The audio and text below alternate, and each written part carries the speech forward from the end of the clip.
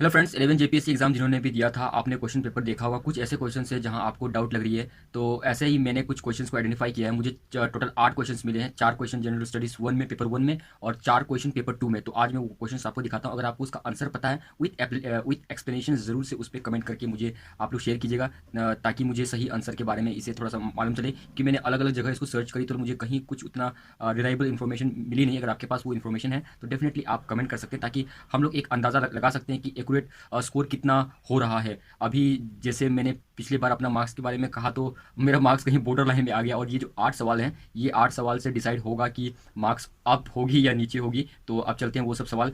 हो सकता है कि ये सब सवाल का सामना आपने भी किया होगा, तो ज़रूर से इस वीडियो को पूरा देखिएगा और इसका आंसर ज़रूर से आप लोग कमेंट करके विथ एक्सप्लेनेशन जरूर। हेलो फ्रेंड्स, सबसे पहला सवाल जो है ये आपका अंगोरा ऊल के बारे में पूछा है। तो अंगोरा ऊल के बारे में मुझे ये आपसे कंफर्म करना है कि ये रेबिट होगा या गोट होगा। तो ये थोड़ा सा आप लोग विथ एक्सप्लेनेशन ज़रूर बताना। मुझे ये थोड़ा सा डाउट लगा। ये आपका पेपर वन का है। और भी क्वेश्चन है, इसमें 4 क्वेश्चन टोटल।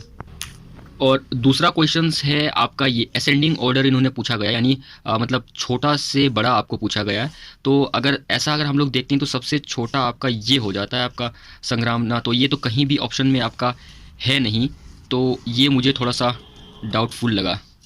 और तीसरा सवाल है कि यहाँ जो बिल्डिंग एंड बिल्डर्स के बारे में दिया गया है, तो आपका लगभग सब सही ही जा रहा है। कोई मतलब ऐसा नहीं है कि इसमें कोई गलत है। यहाँ कहा गया है कि नॉट करेक्ट, तो यहाँ भी मुझे समझ में नहीं आ रहा है कि इसका क्या होना चाहिए।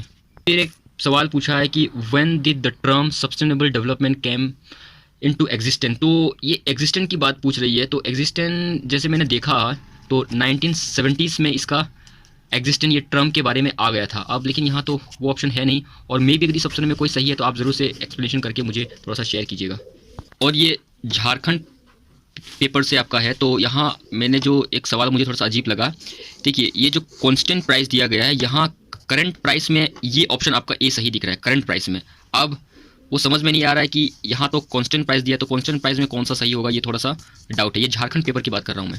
उसके बाद एक सवाल है ये, when was Sona Sobran dhoti sari distribution scheme started in Jharkhand. तो ये पूछ रहा है कि स्टार्टेड कब हुआ था। तो थोड़ी सी सर्च करने के बाद मुझे मालूम चल रहा है कि 2014 में स्टार्ट हुआ था, फिर उसको बंद हो गया था, फिर उसको रिलॉन्च किया गया था। अब इसका आंसर क्या होगा ये समझना थोड़ा सा मुश्किल है।